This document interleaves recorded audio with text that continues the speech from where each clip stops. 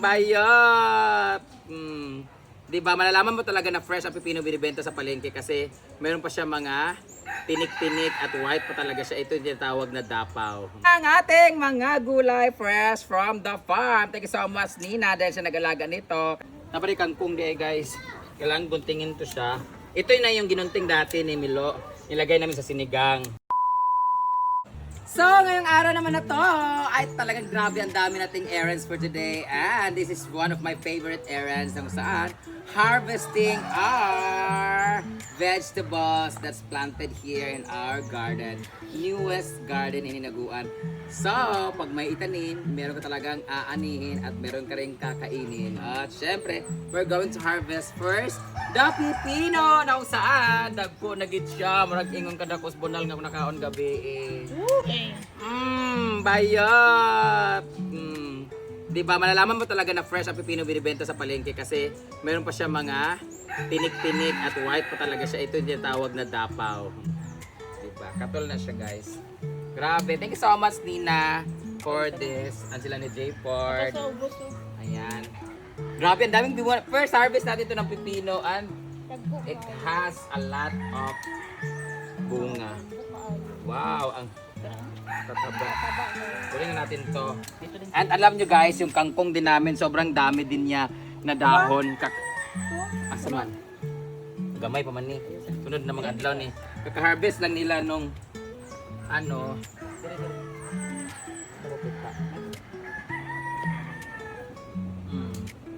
Dadapuan ni guys. Uy.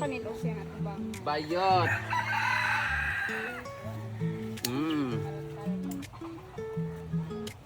First harvest.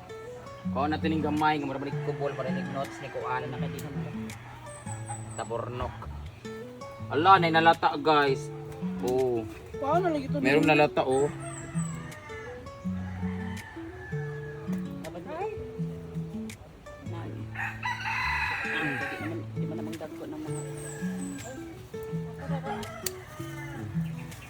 Meron din kakaibang hugis.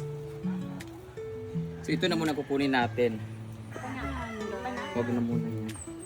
Ito yung ating pipino. Kukuha natin yung okra. Yung talong natin ay yung kangkong kaka-harvest namin to. Tumupo na naman sa kabila.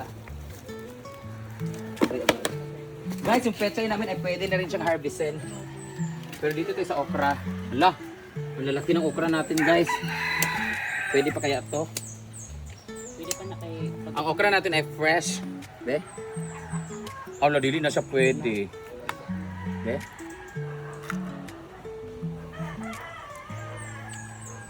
Pwede ba siya? Tamis ko ng okra nga fresh. Wala naman itong abono eh. Walang fertilizer. Oo, katalaon eh.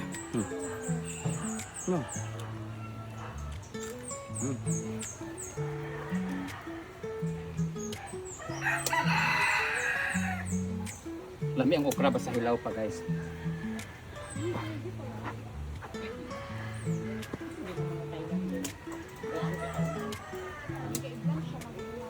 Grabe. Ang dami nating harvest ngayon guys. So ipapamigay ko no kay nanay, kay ni mama.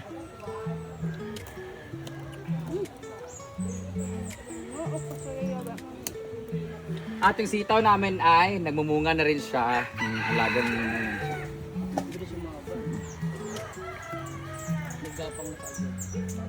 Diba? Yung sitaw natin meron na siya oh. Tapos ang taba niya guys. At in fairness, walang mga aphids and everything. Yung talong namin lang beses namin na harvest. Kukuha rin tayo ng pechay. Siyempre, Jen! Awad ya! para kompleto ang ating gulay na ipamimigay. Mamaya pwede dapat. Ito yung perfect mamaya. Ito yung perfect mamaya sa meron kaming binili na native chicken. Yan. Tunay nga na pag maitinanim, merong nanakawin.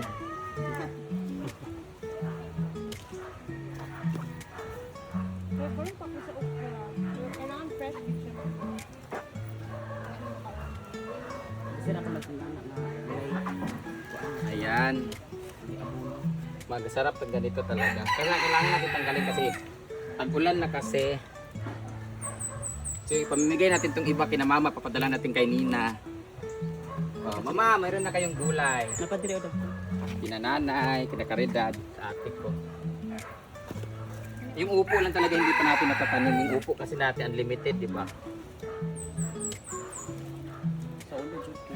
Bakit siya? Picture! Diba? Ang ating mga gulay fresh from the farm. Thank you so much, Nina, dahil siya nag-alaga nito. Kasi Jepor, nababayaan niya siya kasi meron na siyang bagong jowa. Sarap lang. Jepor kasi nag-alaga dito. Pag siya rin nagtatanim dito, silang dalawa. Pero si Nina ngayon nag-maintenance. Kasi nga, dahil dyan, kahapon nakapagbayad na siya ng graduation fee ng kanyang anak. Yay! So, tapos, nabili ko na, asa akong bugas na, asa ko. Lugawonan. Bumili niya ako ng bigas sa kanya, bininta niya guys, kay kulang na pambayad sa listahan sa huluga. Ay, sa to? Sa card. Dili. Sa man? Balit sa bonus. Palit sa abono sa padakan. Ngayon, start na naman siya ngayon kasi inutusan ko siya magdamo doon sa may gilid ng ihaws kasi maraming dumi. Ngayon, binayaran ko siya kasi nga nagtrabaho siya. Tag 500 yung per day niya dito guys. Mahal kayo 500 per day. Pero nung time, dire-diretso ng 8 days siya. Pero ngayon, on call na lang siya pag kailangan. Tapos asikaso dito. Tapos naabutan ko rin siya dito kasi nag-aabono siya ng mga gulay at meron Hindi tayong pabayaan. pangkain kasi kailangan kasi baka mag-apis o madumihan. So, thank you so much Monina! Dahil dyan, magdamo ka na doon para mayroon ka ulit 500 ngayong Paldo! araw. Salamat dahil sa comment section ng... Leng. Nasa comment section ng link. Paldo guys. Gagmay pa man siya. So, ito na muna harvestin natin. Lagyan namin ito ng native chicken later. Charan! Ang dami naming ani! May mga kalamansi. Napari kangkong di guys. Kailangan buntingin to siya. Ito na yung ginunting dati ni Milo. Nilagay namin sa sinigang. Tapos, ang pag-harvest ng kangkong, kailangan mo talaga siyang tanggalin yung mismong dito niya. Para, yun na mismo ang tutubo. Kagaya niyan. Tinanggal yan. Tutubo na naman yan siya. Huwag niyong hahayaan na maging ganito siya.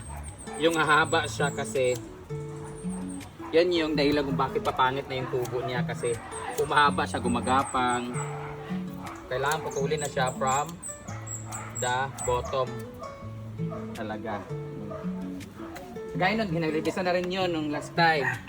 Masarap magsigang na ganito guys. Kasi Chinese kangkong kasi to guys. Kung ngayon, magiging native siya pag gumapang. Para na siyang pagkain ng baboy. For the record, ito lagi kong trabaho dati pag hapon. Bumibili ako ng kangkong sa kapitbahay para ipakain sa baboy namin. Lalong na sa lactating na baboy, nagpapasuso bagong panganak. Kailangan niyang pakainin ng kangkong with taho.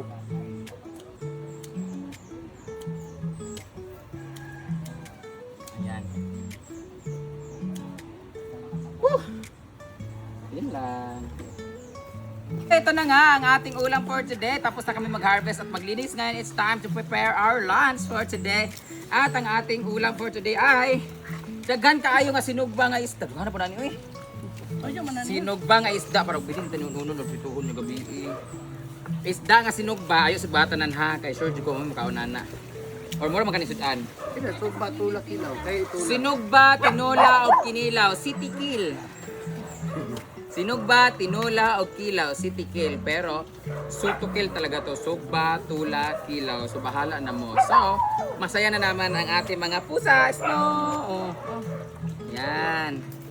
So, ito na yung mga gulay natin. Ibibigay natin to sa ating pamilya. Ang ibang mga gulay. Namalingki nga pala sila ni sila ni Britney and Sister Argel. At nag-withdraw na rin sila para sa aming baon bukas sa El Nido, Palawan! So, habang naglalaban naman sila ni Ansing doon. Diba? So, sila naman doon ay from floor walk sila ni Simple Amore, sila ni...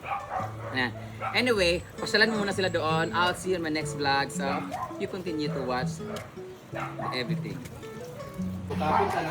O yung at si Simpleng Amore Vlog. Umula. Kualya lang, Carlo. Kualya lang, kuan. Wait lang. Maganda talaga ako sa personal. Kualya lang, ikaw. Murag kilay raman.